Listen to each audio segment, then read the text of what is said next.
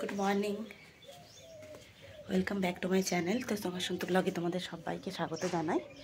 তোমরাও খুব খুব ভালো আছো, আমিও তোমাদের আশীর্বাদে ভালো আছি। তো সকাল সকাল ছাদ চলে এসেছি, তো সেই কেন তো সেটা হচ্ছে আমার স্নান হয়ে গেছে আর ঠাকুর ঘরে পুজো করে দিয়ে চলে এসেছি। এখন তুলসী তলায় একটু প্রণাম করব ঠাকুরকে। আর এখানে দেখো অনেকগুলো কাপড় আছে যেগুলো আমি চান করার সময় কেচেছি, সেগুলো এখানে মেলে দেবো। তো আজকে সকালটা একটু ভালোই, মানে কালকে থেকেই ভালো সকালটা, কারণ হচ্ছে প্রচুর রোদ দিচ্ছে। আর সকাল সকাল 7টার মধ্যে স্নান মানে বুঝতেই পারছো। কিন্তু ঠান্ডা প্রথমটা লাগছিল, তারপরে যখন আমি স্নানটা করলাম, জলটা গায়ে ঢাললাম, তখন কিন্তু আর ঠান্ডা লাগেনি। তখন আরও বেশি করে জল ঢালতে ইচ্ছা করছিল। তো যাই হোক, আজকে কিন্তু সূর্যটা প্রায় উঠেই গেছে, দেখতেই পাচ্ছ ওইদিকে। তো তাকানো যাচ্ছে না ওই দিকটাতে। তো চলো কাপড় টাপড়গুলো মেলে দিই, নিচে যাই, দিয়ে আমি গায়ে কিছু দিই, কারণ ঠান্ডা লাগছে প্রচুর। আর এই দেখো একটা হনুমানজির না লকেট পরেছি আমি, দেখো দেখতে পাচ্ছ তোমরা। এটা হচ্ছে যে আমাকে সাজিয়েছে, তারা হচ্ছে গঙ্গাসাগর গেছিলো, সেই গঙ্গাসাগর থেকে আমাদের 4 জনের জন্য প্রসাদ আর এই লকেটগুলো এনেছে। তো সেই জন্যই লকেটটা আমি পরেছি। তো আমার খুব ভালো লাগছে লকেটটা পরে। তো আমার এমনিতে সব দিনেই আমি ঠাকুরের লকেট পরতে খুব ভালোবাসি, পছন্দ করি। এর আগেও বাবা আমাকে এক জায়গা থেকে এনে দিয়েছিল, গিয়েছিলো শুশুনিয়া পাহাড় বলে এক জায়গা। সেটা অনেক দিন আগে, বিয়ের আগের অনেক বছর আগের কথা এটা। তখন আমি কিন্তু কালী ঠাকুরের একটা লকেট পরে থাকতাম।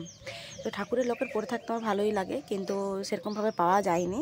তো হনুমানজি যখন নিজে থেকেই আমার কাছে এসেছে, তখন আমি ভাবলাম চলো পরেই নিই তাহলে, ওই জন্য পরে নিয়েছি। আর এবার চলো কাপড় টাপড়গুলো মেলে দিয়ে নিচে যাই, তারপর তোমার সাথে পরে দেখা করছি। আর জামা পরেছি তার কারণ হচ্ছে আজকে আমি পুজো দিতে যাব, মঙ্গলবার আজকে যেহেতু। তো চলো পুজো টুজো দিয়ে আসি, দিয়ে এসে তোমাদের সাথে দেখা করব, ঠিক আছে? চলো।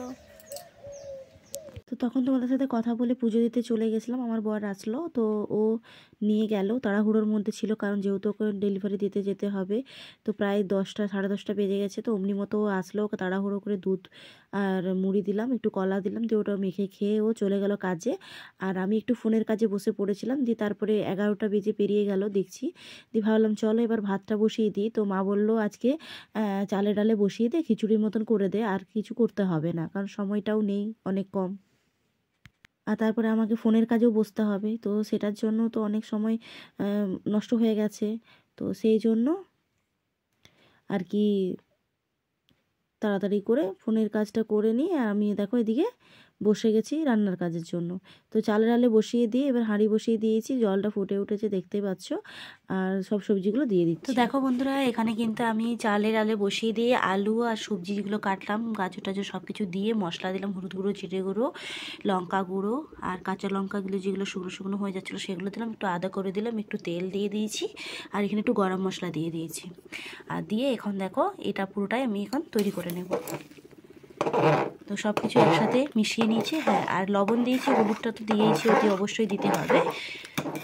তো মিশিয়ে নিয়ে এবার এটাকে আমি এখন ফ্লেমটা কমিয়ে ঢাকা দিয়ে রান্নাটা তৈরি করে নেব। তো চলো, আর এর মধ্যে আমি একটা তেজপাতাও দিয়ে দেবো, তারা দিয়ে দিই, দিয়ে ঢাকা দিয়ে তারপর তোমার সাথে পরে দেখা করছি। চলো এটা হতে থাকুক। তো দেখো, বাড়িতে সেরকম কিছু না থাকলে চটজলদি বানানোর জন্য একটা পকোড়া রেসিপি শেয়ার করছি তোমাদের সাথে। সেটা হচ্ছে আজকে হচ্ছে বাড়িতে করেছি খিচুড়ি। দেখো এই দেখো, তো মা বাবার জন্য এদিকে ঠান্ডা হতে দিয়ে দিয়েছি, আর এইদিকে আমি বসে পড়েছি হচ্ছে দিয়ে খাওয়ার জন্য। তো খিচুড়ি দিয়ে খাওয়ার জন্য এখানে দেখো বেসন নিয়েছি, লবণ নিয়েছি, আর খাওয়ার সোডা যেটা হয় সেই খাওয়ার সোডাটা নিয়েছি, হলুদ গুঁড়ো, লঙ্কা গুঁড়ো, জিরে গুঁড়ো, একটু চাট মশলা দিয়েছি, একটু গরম মশলা দিয়েছি। আর এদিকে দেখো বাড়িতে না কিন্তু গাজর ছিল, সেই গাজরটা ভালো করে ধুয়ে নিয়ে আর আমি এখানে দেখো গ্রেট করে নিয়েছি। তো এবার হচ্ছে এই গাজরটা হচ্ছে এটার মধ্যে দিয়ে আমি এখন মেখে নিয়ে এটা এদিকে আমি তৈরি করব। আর এদিকে দেখো গ্যাসে আমি তেল বসিয়ে দিয়েছি গরম হওয়ার জন্য, এটা মাখতে মাখতে তেলটা আমার গরম হয়ে যাবে। তো চলো এটা মেখে নিয়ে তারপর তোমাদের সাথে দেখা করছি। খুব সুন্দর করে একটা ব্যাটার তৈরি করে নিয়েছি, দেখতে পাচ্ছ। আর এটা খেতে কীরকম হবে আমিও ফার্স্ট টাইম বানাচ্ছি, তো তোমরা বাড়িতে একবার ট্রাই করে দেখতে পারো, দারুণ খেতে হবে কিন্তু, আশা করা যাচ্ছে। আর এদিকে দেখো আমি কিন্তু পকোড়াগুলো ভাজতে দিয়ে দিয়েছি, আর অলরেডি আমার পকোড়াগুলো কিন্তু দেখো কি সুন্দর লালচে করে ভেজে নিয়েছি। তো এবার এগুলো হচ্ছে আমি আর একটু ভেজে নামিয়ে নেব। আর খাওয়া সোডাটা দেওয়ার একটাই কারণ তাহলে তরকারিটা একটু মুচমুচে হবে, নরম থাকবে। তো দেখো কি সুন্দর হয়েছে, তাই না বলো? তো চলো এগুলো নামিয়ে নিই, আর বাকিটা যেটা আছে সেটা ভেজে নিই। তো আমার এই নতুন রেসিপি তোমাদের কেমন লাগলো সেটা কমেন্ট করে জানাতে ভুলো না। আর ভালো লাগলে একটা লাইক করে দিও। তোমরা বাড়িতে কিন্তু এটা বানাতে পারো, ঠিক আছে? সব রকমের তো বানিয়ে খেয়েছো, একবার গাজরের বানিয়ে দেখো কীরকম হয়, তাই না? চলো। তো দেখো মা বাবার জন্য এদিকে ভাতটা বেড়ে নিয়েছি, আর সময়ের অভাবের জন্য যা পেরেছি তাই রেডি করে দিয়েছি আর কি। কারণ সময়টা আমার না ফোনের কাজেই চলে যায়, জানো তো।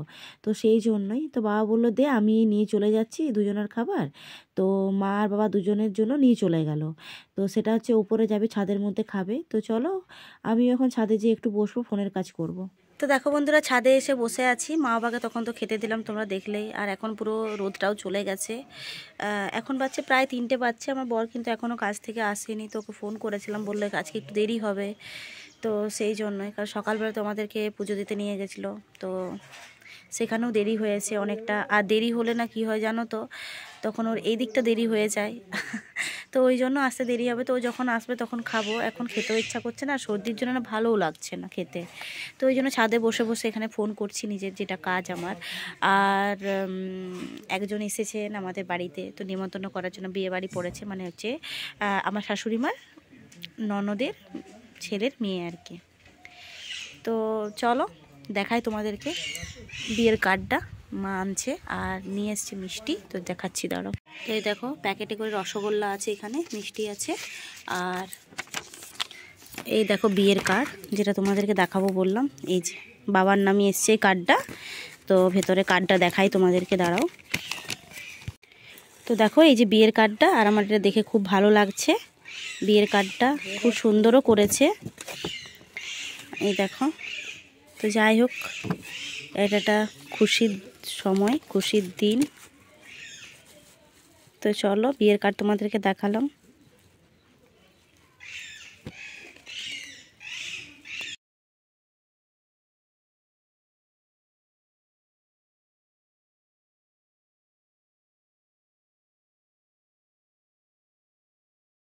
তো দেখো রাত হয়ে গেছে, আর আমি রাতের খাবার বানিয়ে নিয়েছি, আর ফোনের কাজ তাড়াতাড়ি হয়ে গেছে, যেহেতু বর আসতে দেরি হয়েছিল।